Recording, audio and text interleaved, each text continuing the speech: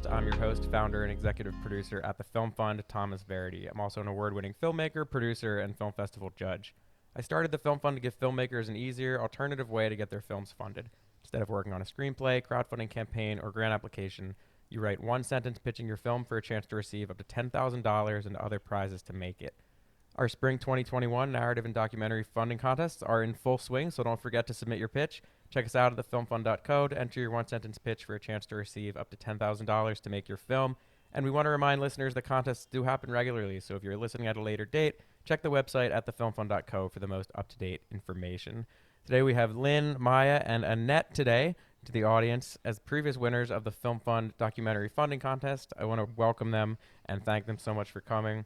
It's Lynne Ferguson, Annette Frahm, hope I'm pronouncing that correctly, and Maya Laperle. Say that right? Yeah. Awesome. Cool. Always fun doing multiple guests on the podcast and keeping everyone's name straight. So thank you guys so much for, or gals, I guess I should say, so much for coming, making this time work. Lynn, could you start? Give us a brief background on yourself. Yeah, my name is Lynn Ferguson, and I live with my family. We live on the Port Madison Indian Reservation in Suquamish, Washington, it's across the water from Seattle. And I run the Native Horsemanship Youth Program, which is a free program. It's to support low-income kids and special needs kids who often don't get a chance to, have horses in their lives. But it also preserves Numina or Comanche horse training methods that I learned from my family, even though I have descendancy from the Cherokee Nation. When my family was being moved to during the removal, they ended up staying in Comanche country, and that's where my great grandpa learned these kind of methods. And I noticed that they work really well with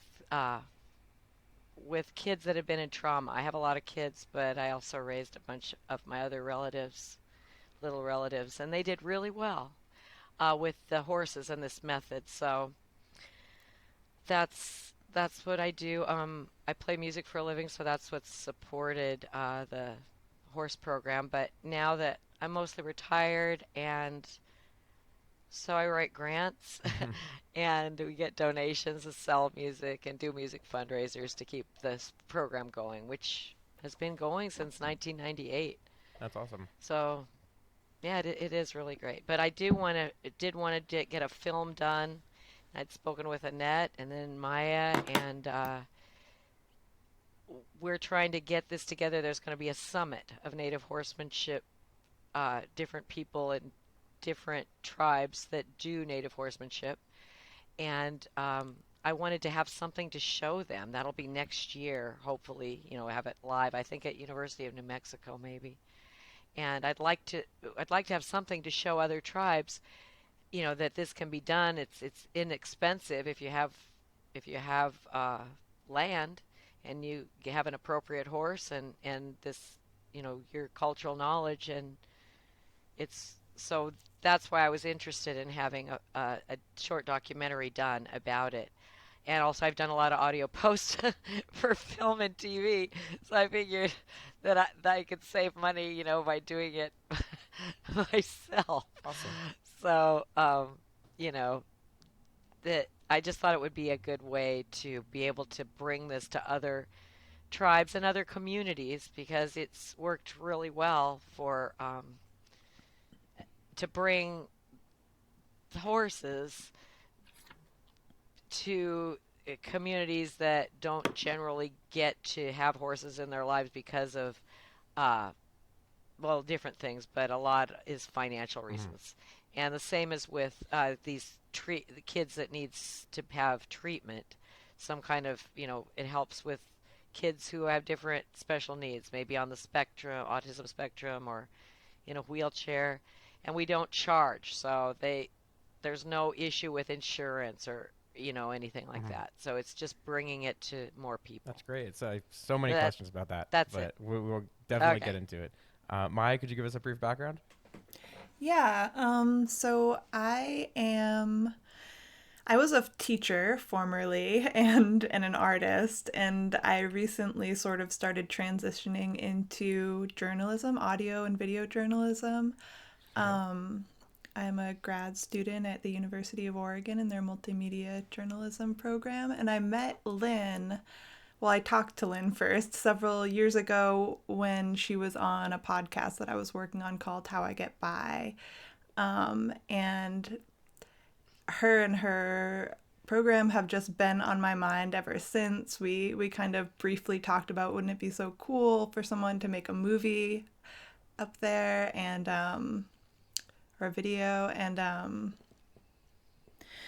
yeah, so I have talked to Lynn more recently about especially around her kind of explanation of how people can learn to set boundaries through their work with the horses and people whose family members struggle with addiction or alcoholism, which is something that I have experience with too. And I thought that it would be so wonderful to really highlight that in a video. Awesome. Sounds like you guys have super interesting backgrounds to create this really unique film. Annette, how do you fit in to this So I'm project? an What's your background like? independent filmmaker based in Seattle, and I do um, Okay. videos for clients. My background is in environmental communications, so I've done a lot of work for clients on um, water quality, hazardous waste, salmon recovery, that kind of thing. And I also have a passion for the out of Mm-hmm. doors and have recently been producing documentaries for myself, really. You know how it is to fund documentaries. Producing documentaries Yep. about kids and sports in the out of doors. I did one about girls on ice, some girls that go up high into the mountains and learn about field science and outdoor skills and teamwork, stuff like that. And I'm currently working on one about the Mount Valley Nordic team, which is a bunch of young skiers learning how to be sort of champions in themselves. And so Lynn had approached me because she saw the Girls and Glaciers film, and she's like, "Oh, and that's really interested in the kind of work that my program is doing." So then we started talking about the film, and then the pandemic happened and Mm-hmm. various things happened, and so Yeah. that's where we are. How's that, Lynn? Awesome. Well, Yeah. that sounds great. So it sounds super interesting. Could you give us a brief explanation of what the Native Horsemanship Youth Program is exactly? I kind of am getting it, and you say Oh, it's helping, maybe people who have special needs or on the spectrum a bit. But what is it really? it's well, our mission statement is we're a nonprofit, and our mission statement is to not only preserve these methods, these ways of being with horses, but it's also to teach them and to teach these methods to another generation, and also to provide this kind of healing that horses do. We did started doing this a long time ago, just because. Well, I mean, everybody knows what is it? Do they say the outside of a horse is good for the inside of a person? I've never heard that These before. kind of things.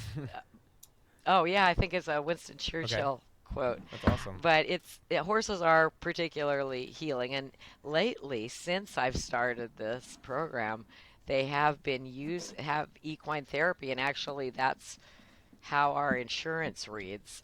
Even Hmm. though I didn't know what that was, it wasn't anything, but people did start to be able to monetize it Hmm. because it does help. Like kids on the spectrum, we have kids that come out and they'll just almost always start speaking if they've been nonverbal. Wow. And I don't know what the issue is with that, but if you've read Temple Grandin's work, she is on the spectrum and is an excellent writer, and they've made movies of her life. I believe that it works being around horses the way we do horses, but probably any horse. But kids on the spectrum are like horses. Hmm. Horses like everything to be the same every day, all the time. They Hmm. don't like big surprises. They don't like a lot of yelling and screaming. They like things to be like they're supposed to be. Right. And I think I've seen it so often. Our horses are just loose. They're out in a big field. Annette's seen it. even even with our fundraisers, they're still just wandering around because they're just part of the family. Mhm. Well, they the horse recognizes kids and people on the spectrum. The horse is like, "Oh, this two-legged is very much like me. I see that." And Mhm. if they're prepared, well prepared for what kids on the spectrum might do or what kids who've been in trauma might do, if they're well prepared for that and they trust the handler and all their needs are taken care of. They Mhm. get to be out in a herd, they get to eat all day, they can wander around, they're not locked up.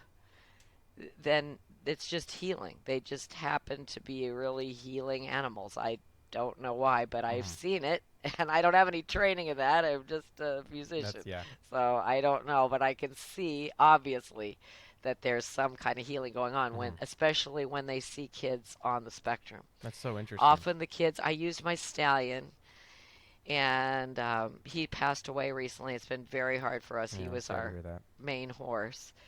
But the kids would just ride him. They would like lay down on him or have their heads to his behind, laying down with their arms and their legs down on his Mhm. sides.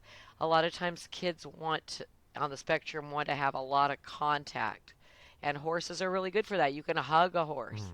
Mhm. And they have, so what we teach also is the way that I was taught to do horses, which is with the very least possible, that they're very sensitive, and if you have a good bond with them, they're intuitive, and you can see that in a herd. They'll all move the same, almost like a murmuration of birds. But so we teach the kids and we teach the horses when we want to stop, we're going to have a good relationship already, and when the child thinks about stopping, their body changes and they blow their air out and the horse will stop. And almost any horse will stop, even if you're riding a horse and you have developed a connection with that horse and they seem to be like then horses just will stop with that amount. Even when a horse is running around you, maybe at liberty, and you bring your eyes down, they will slow down. Horses will respond to very little. They don't need to be kicked or pulled on. And so we teach the kids to do this. And so there's a very little there's almost a dance going on, or like when you're in a band, Mhm. everybody's working together and sounds good. Right. And that is opposite from a lot of things I've seen where it's like we're gonna hurt this thing until it does Yeah. what we want. Why why I'm highlight it against that. why highlight it in a documentary short film? What was the inspiration for that? Oh, well, that way, originally it was for other tribes, Okay. but now I see for everybody, because we don't need to do so much with Mhm. horses to get them on board. We have to establish a bond, and then there's no need for this. I think it must seem to horses that when you do it the other way, people are always screaming at them and yelling Mhm. instead of just talking normally. So that's why, because I think with a documentary, Right. you can see Yeah. that there's nothing I'm doing that's stopping the horse. I'm not pulling on reins Mhm. or anything. There's no reins. I'm gonna breathe and let my air It's out not and think about it, and the horse is gonna not stop. staged like a narrative film would be. It's more cinema verite where you're looking in at the horse almost. It's observing In it. a way, but then also to see if you see the kids with the Mhm. horses, I really do want to have film of one kid who his mother did get him a Mhm. horse, and that just shows what can happen if the child has enough, if they have enough privilege to be able to have that. Um, it, it can make a huge Mhm. difference. It's amazing. But even with just once or twice a week for an hour or two, makes a huge Mhm. difference. And often we'll have them. Tribes will send kids out, like the little tiny kids from the daycare. The kids that are in trauma will come in the morning because then they're happy and relaxed and non-confrontational all day. Mhm. Annette, this might be a good question for you or anyone. Feel free to jump in. What was production like of What the film? film? We have a little bit of footage, Right. and that's all Okay. we have. The That's all we have fundraiser, is just footage and so I of shot Lynn the performing at the fundraiser. fundraiser, Okay. and then we shot some interaction with some people with the horses, and then the pandemic happened, Hmm. and Gotcha. So still in production, I guess you could say. yeah, pretty early in production, I think. Yeah. Yeah. Okay. Oh, of the footage you did get, what was some of the more challenging aspects of that? Um, I, don't, I seem to remember this horse that we couldn't gather or something. Is that the other end of the meadow? Do I remember that right? I think so. Yeah. I Yeah. think so. And Yes. Anybody who Annette though is really being nice about herself because I don't know. You have to be a really good filmmaker and be relaxed because it's just out in the middle of nowhere in a giant 30-acre piece and a bunch of horses milling around. Mm. You have no protection, but they're all good. You know, they've all been. But yeah, and there was one I forget who we couldn't get. We have a new one now that's very, very that would be a problem probably for the filmmaker yeah, I because think she's you just wouldn't so let me near friendly. her. It was my So I memory. might, My memory is you like, know, don't go. wrangle Just keep her. her on the other side of the fence. Is my memory. That's what it was. Yeah. Oh, it was Yeah. Skywalker. Yes. She's Yeah. better now. She's Yeah. all way good now, Annette. So you won't have a problem with her. Yeah. But And it was interesting uh to watch what Lynn's talking about the horses, because like she walks up to this horse and she says a little something, and then like takes this rein. It just goes like that, and the horse turns left and just takes the rein, and the horse turns right, and it's like that was it. She's just Oh standing no. there talking to it, and the horse turned like it was going to go the other way. So I thought that was really Wow. interesting to see. You know, yeah. Mhm. And then you talked Lynn about I how want to. Okay. and I think I might have a little footage of that about, she would like just have the kid like drape over the horse, and then the horse would walk around the meadow, no saddle or anything. And the horse just hanging out there so that the kid and the horse are getting to trust each other before they do anything else. Oops, we lost him. Wow. Yeah, we can hear you, but can't Can see you hear me? you. Yeah, just your video. Okay. Yeah. So I think because we're on different Okay. coasts, the connection might be a little iffy, but it does still record locally on each person's computer, so it should be fine even if the video cuts out for a second. But that's also interesting. I want to read the winning pitch from your team. We want to show how special needs youth are learning ways to communicate with horses through our Native Horsemanship Youth Program, and we would use the funds to pay for audio post-production. So, I mean, that's just it was so interesting to our judges how, I mean, you have special needs youth there, and they're communicating with horses, and just something about the name of Native Horsemanship Youth Program. I don't know, it's just something that really, really intrigued us. With your project, I guess, what drew you to the film fund? oh, I forget where I saw. Well, I think because I'm always looking at Okay. grants and something came up in my feed about your grants. And also I know because one of my daughters, she went to we're in Chicago, the College of Art there studying film. Okay. And then one of my son-in-laws, he's a videographer and works in just commercial work and photography. And I I'm interested. I've always been interested in trying to get this out there for other tribes, Mhm. and I just found it. It came up in my feed somewhere, and I thought, what a great idea! One sentence, because grant writing is so Yep. very, very. I'm having a lot of input actually now with larger foundations. And Annette, I can't thank you enough for the idea that you got from Banff Oh yeah, about yeah, interesting, huh? impact grants. Awesome. I think we're going to get this next impact grant, a 3-year Awesome. grant. I can't believe it. I'm stunned. But that all because you said that we looked it up, and one of my volunteers who's becoming a board member, her partner said, "Here's this one." It was due like in 6 days, wow. and we went on a Zoom meeting with them. It's Group Health Okay. Foundation, so it was Well, that's really great. amazing. Yeah, we That's why, because it said grant. okay, gotcha. Yeah, we just always I've submitted to a bunch of film grants, and I know as a filmmaker, I know how tedious it can be. Those 20-page applications, do they even get read? I don't know. Depends on the organization, I guess. But the film fund came about from me trying to fund my own short film. I was back in college, and I was so frustrated because I was like, it had already been named a semifinalist in the screenwriting contest out in LA, and I was like, why is no one funding this thing? It was already it's already a good script. We already know that. So we were like, all right, just make it as simple as possible. Write one sentence. So that's what we try to do. We try to make it as simple as we possibly can and still get to the story there. And with this one, I just think we were incredibly lucky to receive your submission because this seems like a really unique program and it seems like you're really doing important work. Um, and I know COVID has put a brief pause on production, but hopefully as things begin to open up, your team can get the footage that you need to complete the film because it just seems like such an interesting project and an interesting program.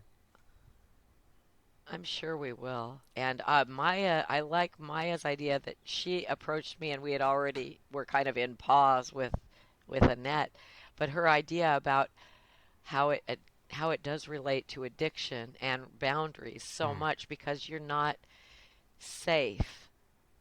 If you have an addicted loved one, um, you aren't. If that person is in active addiction, you're not safe without good Mm. boundaries.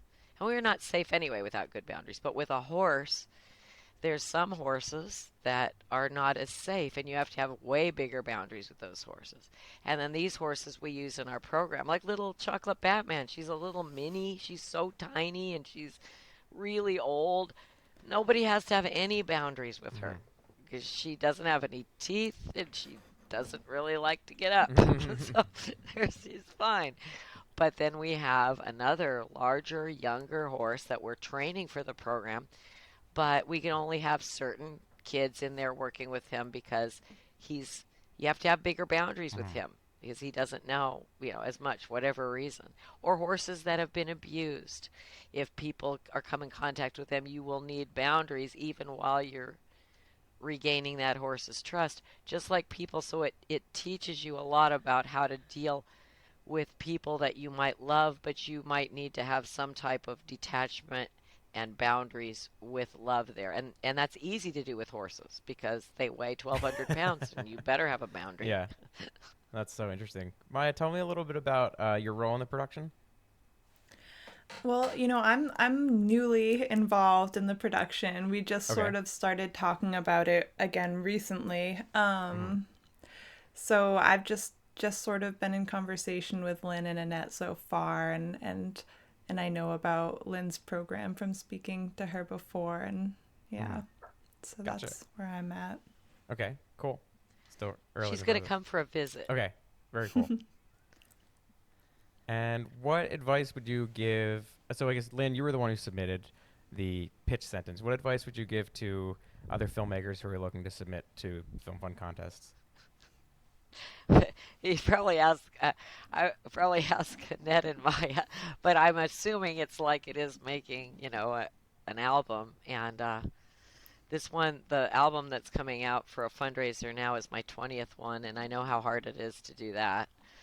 My advice is secure funding, Mm. but uh, not only, you have to have your artistic vision, of course, and you can secure funding. Just go at it with a positive attitude because there is funding out Mm-hmm. there, and if you really want to do it, you will get it done. But it's discouraging, so I guess it would be don't be discouraged. Okay, don't be discouraged. Yeah, and we do hold multiple contests per year if you enter one. And Yeah, that's amazing. Also, the fact that you do feedback, yes. that I really Mm-hmm. appreciated. Yeah, and a lot of people, you wouldn't think getting feedback on one sentence, but we do send paragraphs of feedback for an extra $10 if you want to get feedback on your pitch because it can really help. We can tell you what we're Ah, looking for in the pitch, and even if you don't submit again, it's just good to have that feedback to know how to strengthen your pitch and your project and make a really compelling story. And really, that's what we're interested in producing compelling stories that have conflict, and that are interesting to people. So yeah, feedback's very, very important, and we take a lot of pride in the time we spend writing that feedback too. Anyone else have any advice for filmmakers out there? It can be about entering the film fund, or it can just be about being a filmmaker, Well, creative when person Maya in and I were general. talking about this, and we said, well, it says advice for aspiring filmmaker, and she goes, well, that's what I feel like. And I was like, well, that's what I feel like. And I told her about this documentary filmmakers retreat I had gone to once, where the keynote speaker, who had just won Best Director at Sundance, was questioning whether she was a real filmmaker. And so I think the advice is it comes with the, Wow, they call that exactly. It imposter comes with the syndrome. territory. You took the words out of my mouth. It comes with the territory. We all have this imposter syndrome. We think we don't know what we're doing, and so I think the thing is, you just got to go out and do it. And you're going to make a mistake, but totally agree. Another filmmaker told me one time, well, you're going to make mistakes, but as you get better, you make different mistakes. So just do that. Just do that. Yeah, and it's all about Just learning from that process too. Yeah. Just, turn on your camera as often as you can and capture things. Especially, I guess if you're doing documentary like we are, just start filming it. I love that. Turn on your camera and capture things. I think even in narrative filmmaking that can apply. People put so much pre-production is so important. I love storyboarding and planning everything out as much as I can, but sometimes you just have to go with your instincts. You just have to turn the camera on and capture things. And I think you can get really great stories. Well, I think that way. also... Well, Lynn, Maya, Annette, I want to thank you so much for taking the time to speak today. I was just going to say also, I think there. that one of the things that's really important is to try to find other people, whether that's people that are collaborators, people that you can provide support and feedback, that don't try to do it on your own. Like, you even just providing the feedback on the grants. Any kind of feedback you can get on your work or your attempts to fund it, I think can be really helpful to make you go further. Yeah. Totally. I think that's really great too. You should always listen to feedback too. You don't always have to agree with it, but I think getting additional perspectives on what you're creating can maybe help lead you to the next decision. I remember I heard another filmmaker once who said a presentation about funding, and she said, the grant process, the best thing about it to her was not necessarily that she got the money, but it made a better film because the feedback they gave her back helped her hone the story more, helped her be more precise about where she was going and what she was trying to do. That makes total sense. Well, I want to thank you guys I keep saying guys. I'm the only guy on today's episode. Thank you, Lynn, Maya, Annette, for taking the time to speak today. Could you plug your social media social media channels for us so we know where to check you out online if you have them? You could go to nativehorsemanship.org. Okay. And there's a donate button there if anybody wants to donate. It's all tax deductible. Very cool. Because we're free. And then I think I try on social media, I'm just Lynn Ferguson. And then there is, of course, the Native Horsemanship. Some of the parents have made pages. I'm off the grid, so I've seen Native Horsemanship in Suquamish, Native Horsemanship in Paulsbo. And then on Instagram, I just Lynn loves Chocolate Batman. And Chocolate Batman is our little tiny mini horse that's great. really old. And it's those are mine. Okay. But YouTube, you can usually find me on YouTube with the new music. Awesome. And I think I think the new single is coming out this week and the fundraiser. You can always find me if you look on the website. Okay, cool. Everyone check that out. And Maya, my Annette, did you want website to plug is your socials? frahmcom.com, FRAHMcom.com. And Annette Frahm on Facebook. Very cool. And my Instagram's a little inactive, so I don't usually talk about it too much. Same though. Okay. AM Frahm. We don't need to promote that one. Cool. And I'm also on Vimeo under Annette Frahm too. Yeah. Okay. Yeah, you could find me on Vimeo and YouTube, Maya Laperle, MAIALAPERLE, or I'm on Instagram too, MAIALEELA. That's my Awesome. @ We will check those out for sure. And I want to remind everyone that we do have funding contests currently open right now, so be sure to check them out. The current deadline is, let's see, I'm blanking on the deadline of my own contest, so we're going to look it up if my internet connection starts working. Okay, we'll circle back to that. But check out the website for the most up-to-date information about our funding contests. Oh, here we go. The deadline for the current funding contest is June 29th, 2021 at 11:59 p.m. So you have until June 29th. Thank you, Comcast, for my amazingly slow internet connection that took so long for that to load. Maybe you'll sponsor the next episode. But I want to thank everyone for tuning in today. And remember, our contests are open. Check out thefilmfund.co to submit your entry. Check out our social media. And we have awesome prizes this time. We have Kit Split gift cards. We have Expressway Cinema Rental, 2-day rental kits for a Blackmagic Ursa Mini G2. And I think an RE Lens kit for that for 2 days of your rentals. So be sure to check that out. And check out our blog at thefilmfund.co/blog for great filmmaking and producing tips. Sign up for our newsletter. Follow us on social media to stay up to date on what's happening at the Film Fund. And you might learn something. We also have a resources page where we wrote a brand new ebook, The Ultimate Guide to Pre-Production, to learn how to plan out your shoots, budgeting, shooting schedules, casting calls, all of that kind of stuff in that pre-production guide, and learn how to do that pre-production process. If you want to support the community and awesome projects like this Native Youth Horsemanship project, check out the merch. We have merchandise as well, and if you enter the Film Fund, you'll actually receive a code on your receipt that will give you, I think, 20% discount on the merchandise if you want to get a cool hat or sweatshirt like I'm wearing here. That is all the plugs for today. So thank you all for listening through that. Annette, Maya, Lynn, thanks again for coming on the show. So awesome to learn about your stories, and we can't wait to see your production resume, COVID pending, obviously. Everybody stay safe out there. Anyone else want to add anything before we wrap up tonight? Thanks so much, Tom. Awesome. Thank you, guys. And thank you, Maya and Annette, thanks you for so your much. Awesome. great Talk to idea everybody for soon. the Film Fund. I'm going to apply for another film. You're very welcome. Awesome. Glad to hear it. Thanks. Have a good night, Bye. everyone. Okay, thanks. Bye. Bye-bye.